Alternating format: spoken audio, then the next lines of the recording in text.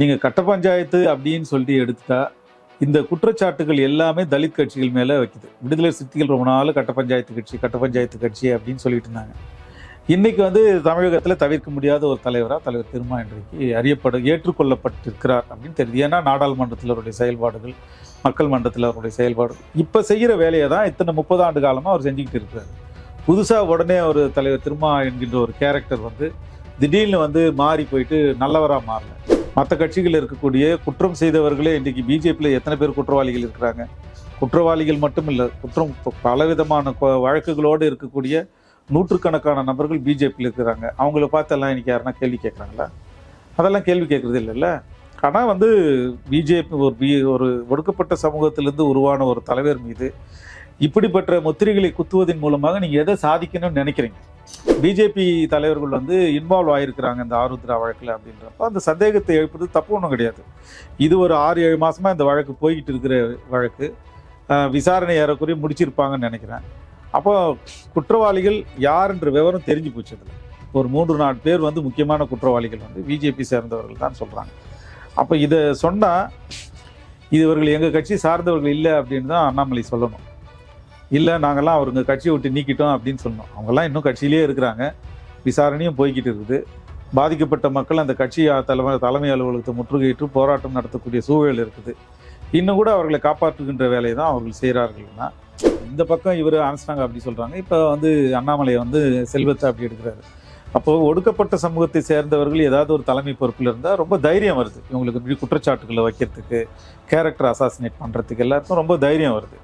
இந்த தைரியம் வந்து வெறும் கட்சி மட்டுமே கொடுக்கல, அவர்கள் சார்ந்திருக்கின்ற சாதியம் அந்த தைரியத்தை கொடுக்குது. அந்த சாதி வெறி, உள்ளுக்குள்ளே இருக்கக்கூடிய அந்த சாதி வெறி இருக்குல்ல, அது வந்து அவர்களுக்கு அந்த தைரியத்தை கொடுக்குது. தலித்துக்கு வந்து திடீர்னு வந்து கரிசனம் வருது, ஆம்ஸ்ட்ராங் வீட்டுக்கு போகிறாரு, இந்த ஆம்ஸ்ட்ராங்குடைய மரணத்தை வந்து நாங்கள் தேசிய அளவில் கொண்டு போய் சேர்க்க போகிறோம் அப்படின்னு சொல்லிட்டு இவர் கையில் எடுக்கிறாரு. பிஎஸ்பின்ற ஒரு கட்சி தேசிய கட்சி, ஆனால் அவங்களுடைய பிரச்சனையை இவர் இந்தியா முழுவதும் கொண்டு போய் சேர்ப்போம் அப்படின்னு சொல்கிறதெல்லாம் ஒரு காமெடியா இல்லையா? ஒரு காமெடியன் கூட இந்த மாதிரி எல்லாம் பண்ண மாட்டாங்க. அடுத்த கட்சி தலைவர்களுடைய மரணத்தில் அரசியல் ஆதாயம் தேடுகின்ற ஒரு இழிவான செயல் இது. வணக்கம், இது அரண்சை. நான் தேவா பாஸ்கர். இன்றைய நேர்காணலில் விடுதலை சிறுத்தைகள் கட்சியினுடைய துணை பொதுச் செயலாளர் வழக்கறிஞர் திரு கௌதம சன்னா அவர்கள். வணக்கம். வணக்கம். ஆம்ஸ்ட்ராங் அவருடைய மரணத்தின் போதே நான் உங்களுக்கு கால் பண்ணேன் இந்த இன்டர்வியூ சம்பந்தமாக பேசுறதுக்கு, அவர் சம்பந்தமாக பேசுறதுக்கு. எல்லாம் முடிஞ்சு நீங்கள் ஃபுல்லாக அவர் கூட தான் இருந்தீங்க, ஃபுல்லாக அந்த இறுதி சடங்குலாம் முடிச்சுட்டு இப்போ தான் ஃப்ரீ ஆகிருக்கீங்க, இப்போ தான் அவரை பற்றி பேசுவதற்கான வாய்ப்பு அமைஞ்சிருக்கு. முதல்ல எப்படி பார்க்குறீங்க? உங்களுக்கு கூட சக தோழராக பயணம் செய்த ஒருத்தர் வேற ஒரு இயக்கத்தில் இருந்தார், நீங்கள் வேற ஒரு கட்சியில் இருந்தீங்க. பட் அந்த நீங்கள் ட்ராவல் செஞ்ச அந்த களம், அவங்களுடைய இறுதி களம் அப்படின்றது ஒன்று தான். அவருடைய இழப்பு, அதுவும் ஒரு படுகொலை சென்னையில், எப்படி நீங்கள் ஃபீல் பண்ணுறீங்க? உங்கள் கட்சியினுடைய தலைவர் திருமாவளவன் அவர்கள் என்ன சொன்னாங்க? இந்த இழப்பை வந்து நீங்கள் எப்படி பார்க்குறீங்க? உண்மையிலே என்னால் அது ஜீர்ணிச்சிக்க முடியாத ஒரு இழப்பு. ஒரு சகோதரனை இழந்தது போல தான் அது எனக்கு இருக்குது. அவருக்கு வெட்டுப்பட்ட அன்னைக்கு வந்து சாயந்தரத்தில் ஒரு நண்பர் எனக்கு தொலைபேசியில் அழைத்து என்கிட்ட சொன்னார், இது மாதிரி அவர் அடிபட்டார் அப்படின்னு தான் சொன்னாங்க. சொன்ன உடனே எனக்கு ஒரு பெரிய அட்டாக் அப்படின்னோ எனக்கு எதுவும் தோணலை. சரி, அடிபட்டிருக்கார் போல இருக்கு அப்படின்னு நினச்சி யாரோ வெட்டினாங்களா அப்படின்னு. ஆமாம், சில பேர் பண்ணிட்டாங்க அப்படின்னு. எப்படி இருக்காரு அப்படின்னு கேட்டோன்னு ஒன்றும் சொல்லலை, ஒரு ஃபோனை துண்டிச்சிட்டாரு. எனக்கு பெருசா அப்போ வந்து பெரிய ஹாஸ்பிட்டல்ல சேர்த்து உயிர் போகிற அளவுக்கு இவ்வளவு கொடூரமான தாக்குதலா இருக்கும் அப்படின்னு நான் நம்பல. ஆனா 1/2 மணி நேரம் கழிச்சு அவர் இறந்துட்டாருங்க அப்படின்னு சொன்னோட நல்லா அதை ஜீர்ணிச்சிக்கவே முடியல என்னால். இன்னும் கூட அந்த நம்ப முடியாத ஒரு படுகொலை தான் அது. அதுக்கப்புறம் தான் அடுத்த நாள் நான் போய் அதெல்லாம் பார்த்து அங்கே அவருடைய உடலை வாங்குவதற்கான வேலைகள் எல்லாம் இருந்து அவர் எடுத்துன்னு வந்து அவர் வீட்டில் அவரை ஒப்படைக்கும் போது ராத்திரி 2 மணி, 1:30 மணி இருக்கும். அப்புறம் அங்கேயே புத்திஸ்ட் மாங்குங்களெல்லாம் வர வச்சு அங்கே ப்ரேயர் எல்லாம் முடிச்சுட்டு அதுக்கப்புறம் தான் நான் வீட்டுக்கு ஒரு 3 மணிக்கு வீட்டுக்கு வந்தேன் நான். ஸோ அந்த மாதிரி அந்த மரணம் வந்து ஒழுக்கிடுச்சு என்னை மட்டும் இல்லை, ஒரு சமூக விடுதலை நேசிக்கின்ற அனைவருக்குமே ஒரு பெரிய இழப்பாகவும் பெரிய அதிர்ச்சியாகவும் இன்றைக்கும் இருக்குது. ஒரு தலைவர் வந்து அகில இந்திய அளவில் அறியப்பட்ட ஒரு கட்சி, பெரிய கட்சிகளில் ஒன்றா இருக்கக்கூடிய பகுஜன் சமாஜ் கட்சியுடைய மாநில தலைவர் வந்து பட்டம் பகலில் எல்லோரும் இருக்கின்ற இடத்துல வந்து அவர் வீட்டுக்கு முன்னாடியே வந்து வெட்டி கொல்லப்பட்டுள்ளார் என்கின்ற செய்தியை வந்து இந்த நாட்டுக்கு என்ன சொல்லுது அப்படின்றதும் ஒரு மிகப்பெரிய கேள்வி இன்னைக்கு. அவர் இறந்துட்டாரு. அவருக்கு ஒரு வயசுல ஒரு குழந்தை இருக்குது, மனைவி இருக்காங்க, அண்ணன் தம்பிங்கெல்லாம் இருக்கிறாங்க. அவருக்கு இவ்வளவு உறவுகள் இருந்தும், இவ்வளவு பெரிய கட்சி இருந்தும், ஆயிரக்கணக்கான தொண்டர்கள் அந்த கட்சியில் இருந்தும், கடைசியில் அவர் வந்து காப்பாற்ற முடியாத அளவுக்கு ஒரு சூழல் இன்றைக்கு சென்னை மாநகரத்திலேயே உருவாகி இருக்குது அப்படின்ற ஒரு அச்சம் வந்து எல்லாருக்கும் இன்னைக்கு பரவலாகி இருக்கிறது. அந்த பகுஜன் சமாஜ் கட்சி தோழர்கள் இடத்திலே கூட அப்படி ஒரு அச்சம் வந்து பரவலாகி இருக்குது. பல தலைவர்களுக்கும் இப்படி ஒரு அச்சம் உருவாகி இருக்குது. உங்க தலைவர் என்ன சொன்னாங்க இவருடைய டெத்? நீ அவரும் பார்க்கும்போது அவரும் கலங்கி நிக்கிறத பார்க்க முடியும். அவர் வந்து உண்மையிலேயே அவர் அவர் நினைச்சு கூட பார்க்கல. ஏன்னா தலைவருடைய 60வது பிறந்த நாள் ஒரு நிகழ்ச்சி அவரே ஏற்பாடு பண்ணார். ஆம்ஸ்ட்ராங் அவர்களே ஏற்பாடு பண்ணி கட்சியோட திடல்லையே வந்து நடத்தி தலைவரை பற்றி மிக உயர்வாக வந்து பேசியது மட்டும் இல்லாமல் இந்த சமூகத்துக்கு இருக்கின்ற ஒரு மூத்த தலைவர், வழிகாட்டி, இவர் தான் எங்களுக்கெல்லாம் வழிகாட்டக்கூடிய தலைவர் அப்படின்னு சொல்லிட்டு ஒப்புதலாக அவரும் சொல்லிட்டு, தலைவருக்கு வந்து கான்ஸ்டிடியூஷனல் டிபேட்ஸ்ன்னு சொல்லப்படுகின்ற அரசமைப்பு பேரவை விவாதங்கள் 5 தொகுதி இவ்வளோ பெருசாக இருக்கும், அந்த 5 தொகுதியும் அவருக்கு பரிசளித்துட்டு அவரை வாழ்த்திட்டு போனார். எப்போதுமே வந்து ஆம்ஸ்ட்ராங்கை நான் பார்க்கும்போதெல்லாம் அவர் தலைவரை பற்றி பேசுறது எல்லாமே ரொம்ப உயர்வாக பேசுவார். அண்ணா எப்படி இருக்காரு, அவருடைய உடம்பை பார்த்துக்க சொல்லுங்கள், இன்றைக்கி நமக்கெல்லாம் இருக்கக்கூடிய ஒரு மூத்த தலைவர் அவர் தான், அவர் பத்திரமா இருக்கணும் அப்படின்னுலாம் பேசுவார். அவருடைய அரசியல் கருத்துக்களை சிலது வந்து சுட்டி காட்டுவார், சில விஷயங்கள் ரொம்ப ஆதரித்து பேசுவார், சிலதை வந்து அவருக்கு உடன்படலைன்னா உடன்பாடு இல்லை அப்படின்னு வெளிப்படையாக சொல்லக்கூடிய ஆள் தான். ஆனால் எந்த இடத்துலையும் வந்து அவரை தாக்கி பேசினதோ, அவர் நேரடியாக மேடைகளில் விமர்சனம் செய்ததோ அவர் பண்ணதே கிடையாது. அது வந்து கட்சி தோழர்களிடத்துலையும் அதை சொல்லுவார். அவர் நம்மளுடைய மூத்த அண்ணனாக இருக்கிறார், அவர் யாரும் விமர்சனம் பண்ணக்கூடாது அப்படின்ற அளவுக்கு தான் அவர் பேசுனதெல்லாம் நான் கேள்விப்பட்டிருக்கிறேன். ஸோ தலைவரை பொறுத்த வரைக்கும், தலைவர் திருமாவர்களை பொறுத்த வரைக்கும், சகோதரர் ஆம்ஸ்ட்ராங் அவர்களுடைய இழப்பு என்பது அவரை ரொம்ப உலுக்கிடுச்சு. அதனால தான் அவருடைய உடலை வந்து ஜிஹெச்சில் பார்க்க போனப்போ அவரால் கட்டுப்படுத்த முடியாமல் கதறி அழைத்ததெல்லாம் நம்ம காணொலியிலலாம் பார்த்தோம். ஸோ இந்த அளவிற்கு வந்து ஒரு தாக்கத்தை உருவாக்கி இருக்கக்கூடிய ஒரு மரணமாக தான் இது இருக்குது. இந்த அதிர்ச்சி என்பது கடுமையான அதிர்ச்சி தான். தமிழ்நாடு அரசு என்ன செய்யுதுன்னு பார்க்கணும். நீங்க சொன்னீங்க ஒரு பட்டப்பகல்ல ஒரு தேசிய கட்சியினுடைய மாநில தலைவர், அவ்வளவு தொண்டர் பலம் நிறைந்த ஒரு கட்சி, அவருக்குன்னு ஒரு கூட்டம் அப்படின்றது இருக்குது, நம்ம மறுக்கவே முடியாது. அவங்க தமிழ்நாட்டு அளவுலையும் கூட அவருக்கான ஒரு கூட்டம் அப்படின்றது இருக்கு. அப்போ இதெல்லாம் மீறி ஒரு கொலை நடக்குது அப்படின்றது எதை உணர்த்துதுன்ற கேள்வியை கேட்டீங்க. உங்களுக்கு என்ன உணர்த்துது இப்படிப்பட்ட ஒரு சம்பவம் நடக்குது? என்னன்னா, சமூகத்துல வந்து சமூக பணியில பயணம் செய்பவர்கள் எல்லாருக்குமே எப்போவுமே வந்து ஒரு அச்ச உணர்வு இல்லாம இருப்பாங்க பெரும்பாலும். 2வது, அவர்களுக்கு வந்து பாதுகாப்பு என்பது எல்லா நேரத்திலையும் பாதுகாப்பு அவங்களுக்கான பாதுகாப்பு எடுத்துக்க முடியாது. ஏன்னா எல்லா நேரத்திலையும் அவர்கள் மக்களை நம்பி தான் இருக்கிறாங்க. மக்களுடைய நம்பிக்கையின் அடிப்படையில் தான் அவங்க பொது இடத்துக்கு போகிறது வர்றது, தோழர்களுடைய நம்பிக்கையின் அடிப்படையில் தான் அவங்க சுதந்திரமாக பயணம் செய்கிறது. இது எல்லாமே வந்து ஒரு நம்பிக்கையின் அடிப்படையில் தான். இந்த சோஷியல் கான்ட்ராக்ட் தான் தலைவர்களை வந்து சுதந்திரமாக இயங்க வைக்குது. இந்த படுகொலை வந்து அந்த நம்பிக்கையை சிதைக்கின்ற வேலையை செஞ்சிருக்கு. இப்போ எடுத்துக்காட்டு, இப்போ அண்ணன் திரும்ப போறாருன்னா கூடவே ஒரு 20 பேர் எல்லா இடத்துலையும் சுத்திட்டு இருக்கிறது நம்மளால பார்க்க முடியும். அது அலுவலகமாக இருந்தாலும் சரி, வெளியே இருந்தாலும் சரி, இது எல்லாமே ஒரு நம்பிக்கையின் அடிப்படையில் தான் அது இருக்கு. ஆமா, இவர் தலைவர் திருமாக்கு மட்டும் இல்லை, தமிழ்நாட்டில் இருக்கக்கூடிய எல்லா தலைவர்களுக்கும் காவல் பாதுகாப்பு இருக்கின்ற தலைவர்களை தவிர மீதி அத்தனை பேருக்குமே வந்து மக்களை நம்பி தான் அவங்க போறாங்க. கூட இருக்கக்கூடிய தோழர்களை நம்பி தான் அவங்களுடைய பயணமே அமைந்திருக்குது. ஆனால் கூட இருந்த தோழர்கள் போலவே வேடமிட்டு வந்து அவர்களைப் போலவே பேசி ஒரு படுகொலை நிகழ்ந்திருக்குது அப்படின்னா எல்லா தலைவர்களுக்கும் இது சொல்லப்பட்டிருக்கக்கூடிய செய்தி. நீங்கள் வந்து உடன் பிறந்த அல்லது உடன் இருக்கக்கூடிய தோழர்களை நம்புவீங்களா நம்ப மாட்டீங்களா அப்படின்ற ஒரு கேள்வி இன்னைக்கு விதைச்சிருக்கிறாங்க. எந்த மக்களுக்காக பணி செய்கின்றோமோ அந்த மக்களை நம்ப வேண்டுமா வேண்டாமா அப்படின்ற ஒரு கேள்வி இன்னைக்கு எல்லாருக்கிட்டையும் உருவாகிறது. அந்த அச்சம் தான் அனைத்து தலைவர்களையும் இன்னைக்கு வந்து ஒரு ஒழுக்கிருக்குன்னு நான் பார்க்குறேன். ஆம்ஸ்ட்ராங் வந்து ரொம்ப மக்கள்கிட்ட இயல்பா பழகக்கூடியவர். அவர் அந்த ஏரியா அவர் வீட்டுக்கிட்ட இருக்குது. பொதுவாகவே எல்லார்கிட்ட ரொம்ப நட்போட பேசக்கூடியவர், நட்போட பழகக்கூடியவர். அவர் வந்து அவர் வீட்டுக்கிட்டே, அவர் வீட்டு வாசல்லையே கட்டிக்கிட்டு இருக்காரு வீடு, அந்த வீட்டு வாசல்லையே சின்ன தெருவு தான், அந்த தெரு ஒரு 10 அடி தெருவு தான் அது. அந்த தெருவில் எங்கேயுமே தப்பிச்சு போக முடியாத அளவுக்கு இருக்கிற இடத்துல அவர் வாழறாரு.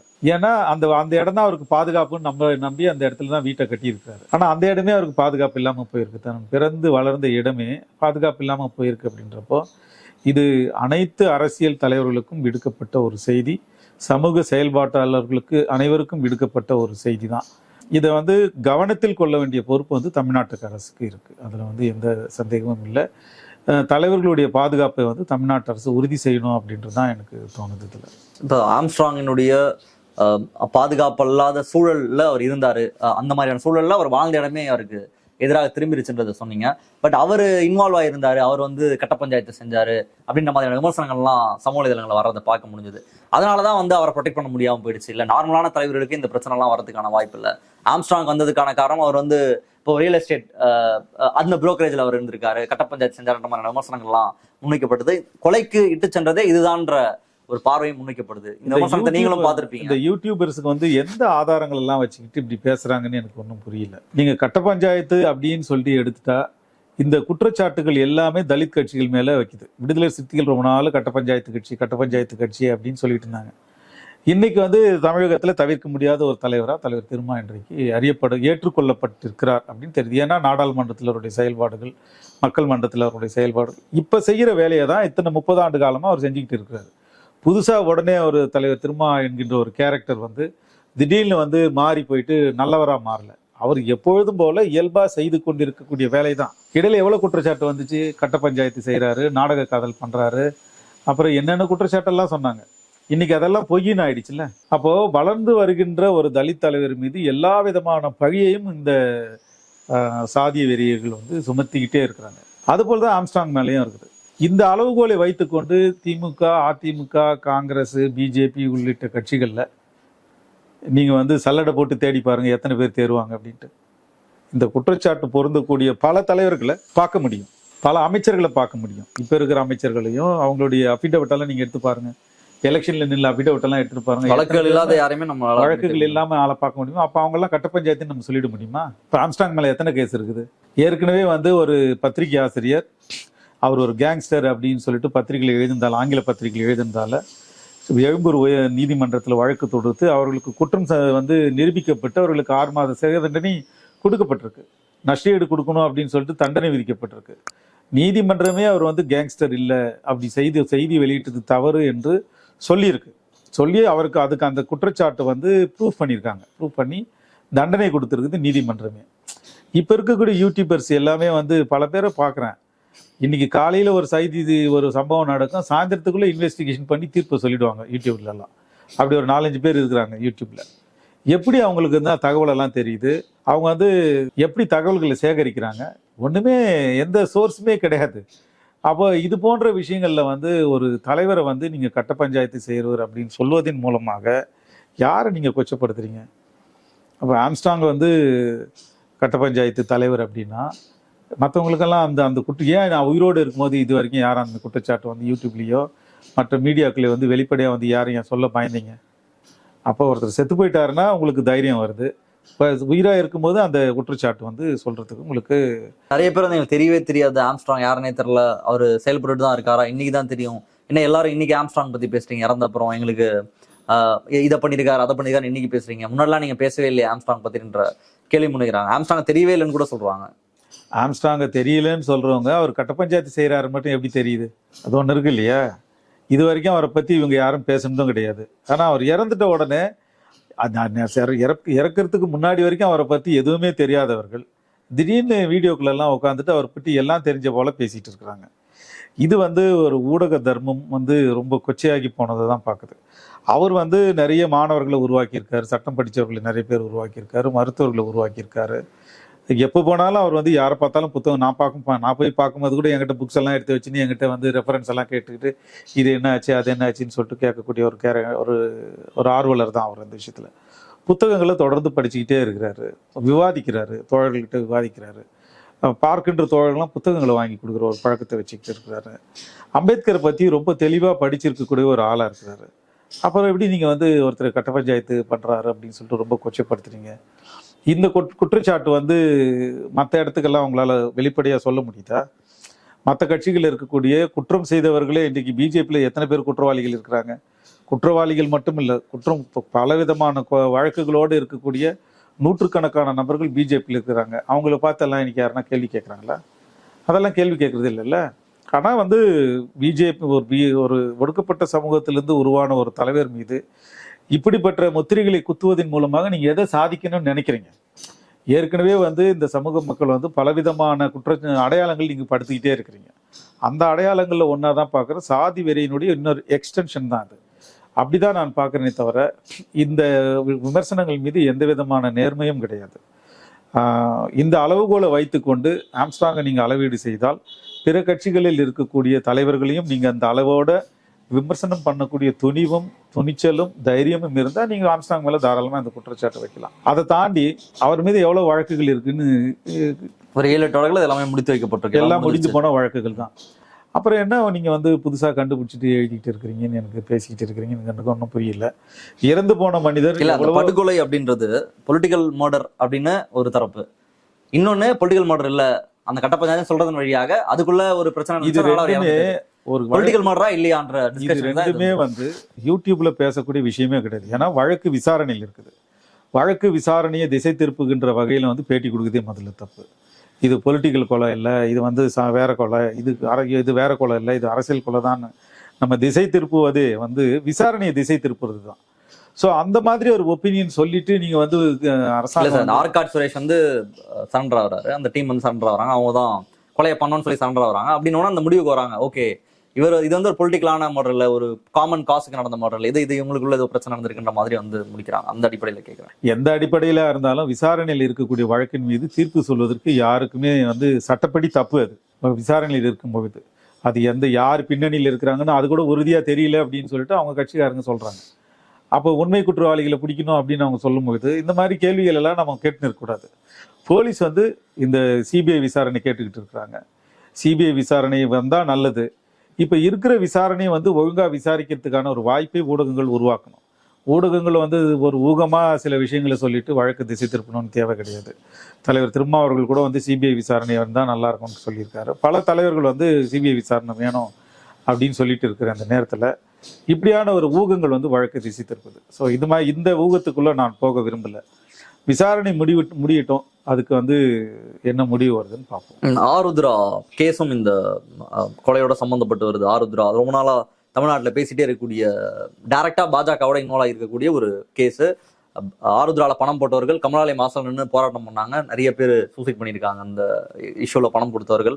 இன்னைக்கு அதை வந்து செல்வப்பெருந்தகை வந்து அந்த கேள்வியை முன்வைக்கிறாரு. ஆருத்ராவுடைய ஒரு ஹேண்ட் வந்து இதுல இருக்கு, ஆருத்ராவுடைய விஷயம் இதுல இன்வால்வ் ஆகிருக்கு, பாஜக தலைவர்களை விசாரிக்கணும்னு சொல்றாரு. அது இன்னும் பர்சனலா போயிடுச்சு. அவர் வந்து அண்ணாமலை டைரக்டா செல்வப்பிறந்தை வந்து அவர் ஒரு ஹிஸ்டரி ஷீட்டர், அவர் ஒரு ரவுடி எலமெண்ட், அவர் நேரடியாக இவர் சொல்ற இதுவுமே அந்த கட்ட பஞ்சாயத்து லிஸ்ட் அப்படியே சேர்த்துக்கலாமா? இப்ப அண்ணாமலை எப்படி செல்வப்பிறந்தையை சொல்றாரோ அதுதான் ஆம்ஸ்ட்ராங்கும் கொடுக்கப்படுற முத்திரை அப்படின்னு புரிஞ்சுக்கலாமா? நிச்சயமா. ஏன்னா வந்து ஆருத்ரா பின்னாடி ஆருத்ரா வழக்குல வந்து எவ்வளவு தூரம் இன்வெஸ்டிகேஷன் போயிருக்குன்னு நமக்கு தெரியல.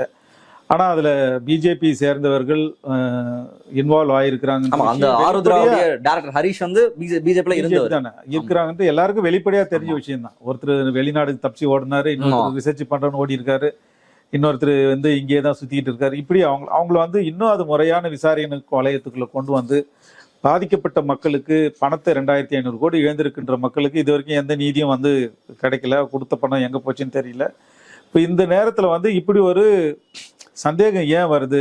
செல்வம் அவர்கள் பேசும்பொழுது அவர் என்ன சொல்றாரு? அவர் ஒரு சந்தேகத்தை சொல்றாரு. ஏன்னா பிஜேபி தலைவர்கள் வந்து இன்வால்வ் ஆயிருக்கிறாங்க இந்த ஆருத்ரா வழக்கில் அப்படின்றப்ப அந்த சந்தேகத்தை எழுப்புறது தப்பு ஒன்றும் கிடையாது. இது ஒரு 6-7 மாசமா இந்த வழக்கு போய்கிட்டு இருக்கிற வழக்கு. விசாரணை ஏறக்குறைய முடிச்சிருப்பாங்கன்னு நினைக்கிறேன். அப்போ குற்றவாளிகள் யாருன்ற விவரம் தெரிஞ்சு போச்சு. அதில் ஒரு 3-4 பேர் வந்து முக்கியமான குற்றவாளிகள் வந்து பிஜேபி சேர்ந்தவர்கள் தான் சொல்றாங்க. அப்போ இதை சொன்னா இவர்கள் எங்கள் கட்சி சார்ந்தவர்கள் இல்லை அப்படின்னு தான் அண்ணாமலை சொல்லணும். இல்லை நாங்கள்லாம் அவருங்க கட்சியை விட்டு நீக்கிட்டோம் அப்படின்னு சொல்லணும். அவங்கெல்லாம் இன்னும் கட்சியிலே இருக்கிறாங்க, விசாரணையும் போய்கிட்டு இருக்குது. பாதிக்கப்பட்ட மக்கள் அந்த கட்சி தலைமை அலுவலகத்தை முற்றுகையிட்டு போராட்டம் நடத்தக்கூடிய சூழல் இருக்குது. இன்னும் கூட அவர்களை காப்பாற்றுகின்ற வேலையை தான் அவர்கள் செய்கிறார்கள்னா இது போன்ற விமர்சனங்கள் வருவது தவிர்க்க முடியாது. அதுக்குன்னு சொல்லிட்டு செல்வத்து மேலே வந்து பர்சனலான ஒரு அட்டாக்கு கொண்டு போகிறது, அவர் ரவுடி லிஸ்ட்ல இருக்கார் அப்படின்னு சொல்றது, இதெல்லாம் ரொம்ப அருவருக்கத்தக்க ஒரு விஷயம். அரசியல் ரீதியான ஒரு குற்றச்சாட்டுகளுக்கு நீங்கள் அரசியல் ரீதியாக பதில் சொல்லணும். தனிப்பட்ட ஒரு ஆதாரம் இல்லாத குற்றச்சாட்டுகள் எல்லாம் வைக்கிறது மூலிமா பிஜேபி என்ன சாதிக்க போகுதுன்னு நமக்கு தெரியல. தொடர்ந்து வெறுப்பு அரசியல், தனிநபர் தாக்குதல், அப்புறம் வந்து கேரக்டர் அசாசினேஷன், இதெல்லாம் வந்து அவர்களுடைய மூலதனம். கட்சியினுடைய காங்கிரஸ் ஒரு இந்தியா முழுக்க இருக்கக்கூடிய கட்சி, இந்தியாவை ஆண்ட கட்சி, எல்லா மாநிலங்களையும் ஆண்ட கட்சி, அதனுடைய ஒரு தலைவர் அதை போற போக்கில் அவர் வந்து ஒரு ரவுடி எலமெண்ட்னு சொல்றது அப்படின்றதெல்லாம் எப்படி கடந்து போகுது? இவர் திரும்ப அவர் பதில் கொடுக்குறாரு, என்ன பார்த்து அவர் எப்படி சொல்லலாம்னு சொல்லி பாஜக 1977 வழக்குகள் பாஜக இருக்கிற நிர்வாகிகள் மேல இருக்குன்றத சொல்றாரு, அந்த லிஸ்ட்டை படிக்கிறாரு. அப்படி இருந்தும் அண்ணாமலையில இருந்து பின்வாங்காம தொடர்ச்சியாக அவரை இழிவுபடுத்துறது அப்படின்றது, அதுவும் இப்ப ஆம்ஸ்ட்ராங் கட்ட பஞ்சாயத்து அப்படின்னு சொல்ற மாதிரி வெளிப்படையா உயிரோட அதேதான். இந்த பக்கம் இவர் ஆம்ஸ்ட்ராங் அப்படி சொல்றாங்க, இப்ப வந்து அண்ணாமலை வந்து செல்வத்தை அப்படி எடுக்கிறாரு. அப்போ ஒடுக்கப்பட்ட சமூகத்தை சேர்ந்தவர்கள் ஏதாவது ஒரு தலைமை பொறுப்பில் இருந்தால் ரொம்ப தைரியம் வருது இவங்களுக்கு, இப்படி குற்றச்சாட்டுகளை வைக்கிறதுக்கு, கேரக்டர் அசாசினேட் பண்ணுறதுக்கு எல்லாருக்கும் ரொம்ப தைரியம் வருது. இந்த தைரியம் வந்து வெறும் கட்சி மட்டுமே கொடுக்கல, அவர்கள் சார்ந்திருக்கின்ற சாதியம் அந்த தைரியத்தை கொடுக்குது. அந்த சாதி வெறி, உள்ளுக்குள்ளே இருக்கக்கூடிய அந்த சாதி வெறி இருக்குல்ல, அது வந்து அவர்களுக்கு அந்த தைரியத்தை கொடுக்குது. அண்ணாமலைக்கு வந்து எந்த அரசியல் அனுபவமே பெருசாக கிடையாது. திடீர்னு ஐபிஎஸ் அவருக்கு இருக்காரு, அவர் வந்து உருவாக்கி இங்கே கொண்டு வந்து திடீர்னு அவர் தலைவராக மாற்றுறாங்க. உருவாக்கப்பட்ட ஒரு தலைவர் தான், மக்கள்கிட்ட வந்து அதுவரையும் போலீஸாக இருந்து மக்களுக்கு எதிராக வேலை செய்தவர் திடீரென்று மக்களுக்கு ஆதரவாக எப்படி செயல்பட முடியும்? இத்தனை வருஷமாக வந்து மக்களுக்கு எதிராக பயணப்பட்டுட்டு, மக்களை ஒடுக்குன்ற ஒரு பொறுப்பில் இருந்து பயணப்பட்டுட்டு திடீர்னு வந்து தலைவராக மாறி, இது வரைக்கும் அண்ணாமலை வந்து தலைவராக வந்து இதற்கு மக்களுக்கு ஆதரவான போராட்டத்தில் என்ன போராட்டம் எடுத்து நடத்தியிருக்காரு? தலித்துக்கு வந்து திடீர்னு வந்து கரிசனம் வருது, ஆம்ஸ்ட்ராங் வீட்டுக்கு போகிறாரு, இவங்கள இந்த ஆம்ஸ்ட்ராங்குடைய மரணத்தை வந்து நாங்கள் தேசிய அளவில் கொண்டு போய் சேர்க்க போகிறோம் அப்படின்னு சொல்லிட்டு இவர் கையில் எடுக்கிறாரு. பிஎஸ்பின்ற ஒரு கட்சி தேசிய கட்சி, ஆனால் அவங்களுடைய பிரச்சனையை இவர் மாநில நாள் இந்தியா முழுவதும் கொண்டு போய் சேர்ப்போம் அப்படின்னு சொல்கிறதெல்லாம் ஒரு காமெடியா இல்லையா? ஒரு காமெடியன் கூட இந்த மாதிரிலாம் பண்ண மாட்டாங்க. அடுத்த கட்சி தலைவர்களுடைய மரணத்தில் அரசியல் ஆதாயம் தேடுகின்ற ஒரு இழிவான செயல் இது. உண்மையிலேயே நீங்கள் தலித் மக்கள் பாதிக்கப்படுறாங்க, படுகொலை செய்யப்பட்டால் நான் போய் நிற்கணும் அப்படின்னா, உங்களுக்கு ஒவ்வொரு நாளும் வந்து தலித்துகள் படுகொலை செய்யப்படுகின்ற காட்சிகள் நம்ம பார்த்துக்கிட்டு தான் இருக்கோம். வன்கொடுமை நடக்கின்ற நாட்கள் வந்து அதிகமாக தான் இருக்குது. பல கிராமங்களில் வந்து தலித் மக்கள் கோயிலுக்குள்ளே நுழைய முடியல, பல தண்ணி எடுக்க முடியல. இது இப்போ வந்து குடிநீர் தொட்டியில் வந்து மலத்தை கழிச்ச ஒரு சம்பவம் நடந்திருக்கு. அதுக்கெல்லாம் நீங்கள் என்ன போராட்டம் நடத்திட்டீங்க இது வரைக்கும்? தலித் மக்கள் பாதிக்கப்பட்டிருக்காங்களே, எந்த இடத்துல போயிட்டு தலித் மக்கள் கோயிலுக்குள்ளே நுழைய விட மாட்டாங்களே, நீங்கள்லாம் இந்துக்கள் தான், நாங்களும் இந்துக்கள் தான், 2 பேரும் வாங்க கோயிலுக்கு போகலாம் அப்படின்னு சொல்லிட்டு கோயில் நுழைவு போராட்டத்தை வந்து தலித் மக்களை கூட்டமை பண்ண வேண்டியதானே அவர்? அதெல்லாம் எதுவுமே பண்ண மாட்டோம். ஆனால் யாருன்னா ஒருத்தர் சாவான், அந்த சாவில் வந்து பயனடையலாம், அதை வச்சு அரசியல் செய்யலாம் அப்படின்ற ஒரு கேவலமான ஒரு அரசியல். இதெல்லாம் வந்து தமிழ்நாட்டு அரசியலில் வந்து மக்கள் ரசிக்க மாட்டாங்க. ஏன்னா தமிழ்நாடு வந்து ஒரு பக்குவப்படுத்தப்பட்ட ஒரு மண், அரசியல் ரீதியாக புரிதல் இருக்கின்ற மண். ஏன்னா இந்தியாவிலேயே அதிகமான கோயில் இருக்கின்ற மாநிலம் தமிழ்நாடு தான். ஒட்டுமொத்தமாக வடநாட்டில் ஒரு 4-5 மாநிலங்கள் இருக்கின்ற கோயில்களை விட அதிகமான கோயில் தமிழ்நாட்டில் இருக்குது. தெருவுக்கு தெரு கோயில் இருக்கின்ற மாநிலம், பெரிய பெரிய கோயில்கள் எல்லாம் தமிழ்நாட்டில் தான் இருக்குது. இந்தியாவிலேயே அதிகமான மக்கள் தொகை கூடுகின்ற திருவிழாக்கள் வந்து இந்தியாவில் நடக்குது.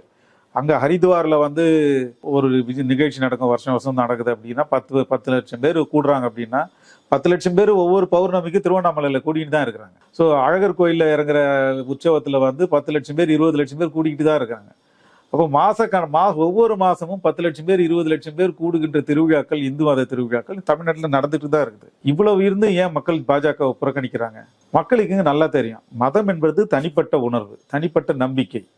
அரசியல் என்பது தங்களுடைய விருப்பங்களை நிறைவேற்றிக் கொள்வதற்கான ஒரு தளம், அரசியல் தளம். மக்களுடைய சொந்த உணர்வு வந்து அரசியல் உணர்வுக்கு, அரசியல் அனுகூலத்துக்கு பயன்படுத்துவதை தமிழ்நாட்டு மக்கள் வந்து ரொம்ப இலகுவாக புரிஞ்சுக்கிட்டு இருக்கிறாங்க. அதனால தான் தொடர்ந்து அண்ணாமலை மட்டும் இல்லை, பாஜகவை தொடர்ந்து மக்கள் புறக்கணிப்பதற்கான காரணமே இதுதான். சில சாதிய வெறியர்கள் வந்து அறிவில்லாமல் அது பின்னாடி போயிட்டு இருக்கலாம். ஆனால் 99% மக்கள் வந்து பாஜகவுக்கு எதிராக தான் இருக்கிறாங்க.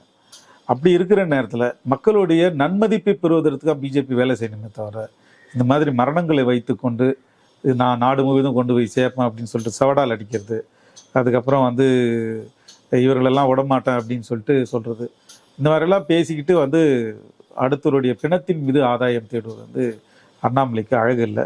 நல்ல அரசியலை செய்ய கற்றுக்குங்க அப்படின்னு தான் சொல்லுவேன் நான். ரொம்ப நன்றி சார், பல முக்கியமான கருத்துக்களை முன் வச்சிருக்கீங்க. மக்கள் பார்த்து என்ன சொல்கிறாங்கன்னு பார்ப்போம். இன்றைய இந்த நிகழ்ச்சியில் கலந்து உங்களுடைய கருத்துக்களை பார்க்க மிக்க நன்றி. மற்ற நிகழ்ச்சியில் சந்திப்போம். நன்றி, வணக்கம். அரண்சை நண்பர்களுக்கு வணக்கம். அரண்சை ஊடகம் சுயேட்சையாக இயங்குவதற்காகவே உருவாக்கப்பட்டது. நாம் செய்கிற வேலை உண்மையிலேயே மக்களுக்காக செய்கிறோம் என்பதை நீங்கள் நம்பினால், வாய்ப்பு இருந்தால் இந்த ரேசர் பே QR கோடுக்குள்ளே நீங்கள் வந்து அதை ஸ்கேன் பண்ணி எங்களுக்கு உங்களால் இயன்றதை, விருப்பம் இருந்தால் ஆதரவு தெரிவிக்கலாம்.